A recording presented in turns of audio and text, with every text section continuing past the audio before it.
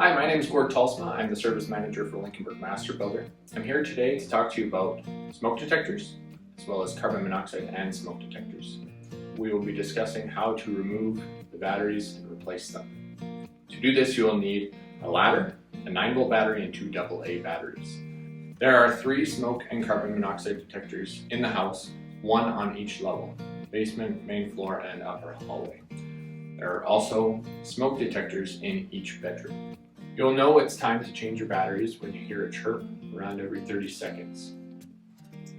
To do this, you will need to turn clockwise, pinch the clips in the back, and remove.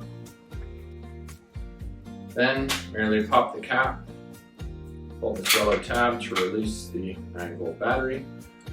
And as you can see, there's a red clip here. When you put the new battery back in, you will then have to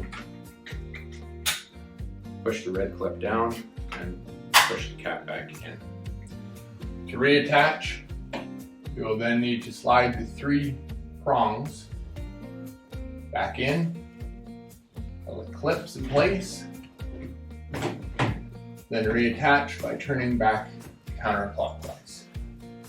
Okay, so I just showed you how to replace the batteries in the smoke detector, and now I'll be showing you how to replace the batteries in the carbon monoxide and smoke detector. To remove the detector, this one you merely turn counterclockwise to release. Push the clips again like before. To remove the batteries, pull the yellow tab. You see the red clips here. When you put the new ones back in, you have to ensure they are in the down position before clipping back in place. It is also important at this time to test your carbon monoxide and smoke detectors merely by pressing this button. It will run through a cycle that will talk to you about the carbon monoxide and smoke and then stop.